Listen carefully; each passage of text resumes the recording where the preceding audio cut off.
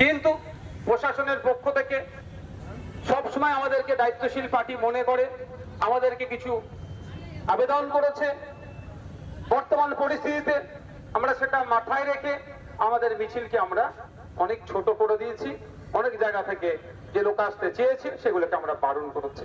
প্রশাসন বন্ধুদের উদ্দেশ্যে বলবো, আমরা সদা সর্বদাই আমাদের প্রশাসনকে আমরা সম্মান দিয়ে তাদের কৃতকার্যের যে বৈচিত্র্যপূর্ণ আছে সেইগুলোকে আমরা সম্মান দেওয়ার চেষ্টা করি।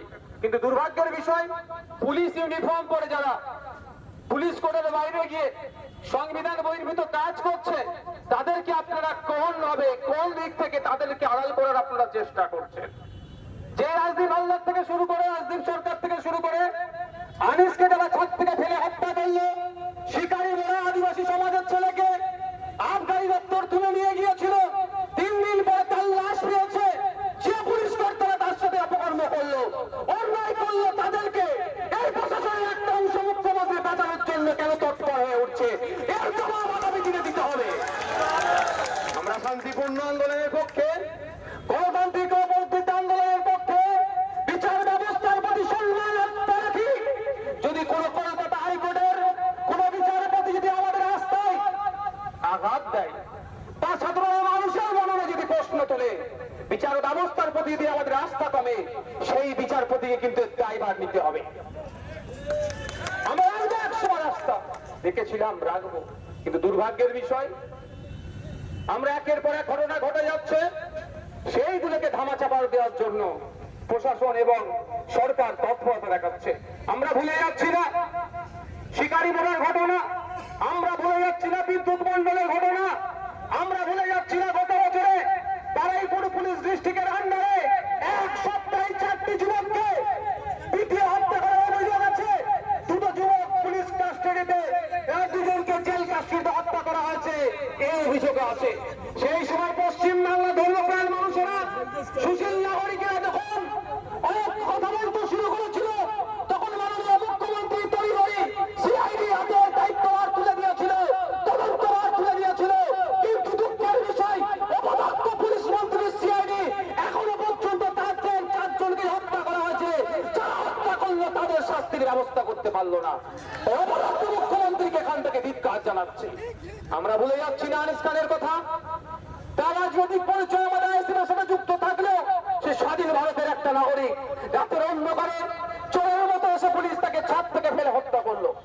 সারা বাংলায় যখন উত্তল সে নিয়ে বাংলার মুখ্যমন্ত্রী বলেছিল এসআইটি গঠন করে দিচ্ছি, 15 দিনের মধ্যে সবকিছু হয়ে যাবে, কিন্তু দুর্ভাগ্যের বিষয় 15 দিন অতিবাহিত হলো, 1 বছর অতিবাহিত হলো, এখনো আনিস বিচার পেল না। আমরা বিচার ব্যবস্থার প্রতি ভরসা রেখে কলকাতা হাইকোর্টে গিয়েছি, আমরা প্রস্তুতি নিচ্ছি আনিসের মামলাটাকে নিয়ে আগামী দিনে সুপ্রিম কোর্টে যাব। আর এখানে আবু সিদ্দিক হালদারের পক্ষ বাড়ির লোকজন আছেন, তাদের সাথেও কথা হয়েছে, যদি কলকাতা হাইকোর্ট থেকে আমরা নাই বিচার না পাই, ওই অর্ডারটাকে চ্যালেঞ্জ করে আমরাও সুপ্রিম কোর্টে যাব। তাদেরকে তার সর্বোচ্চ শাস্তি দেওয়ার ব্যবস্থা করব। বন্ধুগণ, আমি আপনাদের বলে যাই, বর্তমান পরিস্থিতিকে সামনে রেখে চোখ কান খুলে রাখছি, যেমন এটাও ভুলে গেলে চলবে না। আপনারা যে বিষয় এসেছেন, মুখ্যমন্ত্রী বলছেন সংখ্যালঘু থেকে শুরু করে দরিদ্র থেকে শুরু করে আদিবাসীদের সব দিয়ে দিচ্ছি, কিন্তু দেখতে লাগবে কোন সময় সার্টিফিকেটকে কেড়ে নিয়ে তো কোন সময় জেলবন্দি করে পুলিশের মাধ্যমে এই পিছিয়ে বর্গের সম্প্রদায়ের উপর অত্যাচার নেমে আসছে। আজকে এটা শেষ নয়, এখান থেকে আমি মিডিয়ার মাধ্যমে, আইবির মাধ্যমে রাজ্যের মুখ্যমন্ত্রীকে বলতে চাই, চাল চোরদেরকে বাঁচানোর জন্য সুপ্রিম কোর্টে বড় বড় উকিল লাগান, আর ওবিসি সার্টিফিকেটকে পুনর্বহালের জন্য একটা পাতি উকিলকে আপনি দাঁড় করিয়েছেন। আগামী 16 তারিখে যদি রাজ্যের পক্ষ থেকে স্বয়ংকর্ণ উকিল নদীরা সুপ্রিম কোর্টে দাঁড়ায়, 17 তারিখে রাজ্য সরকারকে বুঝিয়ে দেবো পশ্চিম বাংলা ওবিসিদেরকে নিয়ে খেলা করা ছুটিয়ে দেবো। আপনারা অবাক হবেন, এই চাল চোর, ডাল চোর, এই চাকরি চোর, এদেরকে বাঁচানোর জন্য সিবিআই ইডি না তদন্ত করে এই হাত থেকে বাঁচার জন্য, এই শাহজাহান শেখকে বাঁচানোর জন্য রাজ্য সরকার সুপ্রিম কোর্টে চলে যাচ্ছে, দেশের স্বনামধন্য লয়ার গুলোকে দায় করাচ্ছে আমাদের ট্যাক্সের টাকা দিয়ে।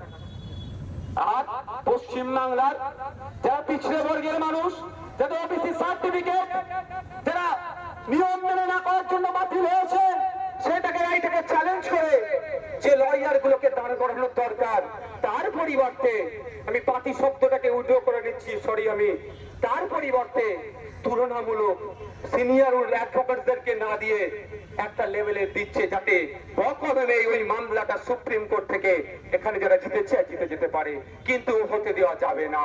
আপনাদের বলে রাখি, এই মুখ্যমন্ত্রীর বিচারিতার কথা সেই জন্যই মাথায় রেখে আমিও সুপ্রিম কোর্টে এই মামলার পার্টি হয়েছি।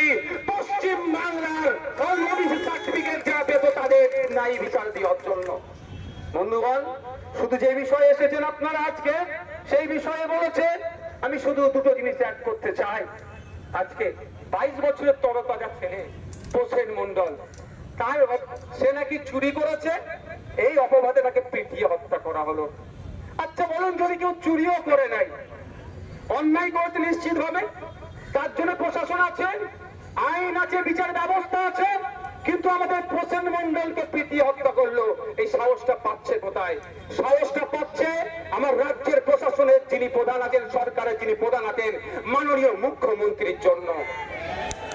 ইসরাত আলম, আমি তার বাড়িতে গিয়েছিলাম, 100 স্কয়ার ফুটের ঘর হবে না। আপনি অবাক হয়ে যাবেন যদি কেউ বাড়িতে গিয়ে থাকেন, ভিডিও দেখে থাকেন, 100 স্কয়ার ফুটের খুব বেশি হলে ঘর হবে। সেখানে দুটো সন্তান, একটা ক্লাস 5-এ পড়ে, একটা ক্লাস 1 না 2-তে পড়ে, পরিবারকে নিয়ে থাকে, তারও চোরের অপরাধে হত্যা করা হলো, তাকে পিটিয়ে মেরে দেওয়া হলো। একের পর এক রাজ্যতে গণপিটুনি বেড়ে যাচ্ছে, কিন্তু অপদার্থ সরকারের কোনো শব্দ খরচ করছে না। তাই এখান থেকে জানিয়ে দিতে চাই, রাজ্য সরকারকে অবিলম্বে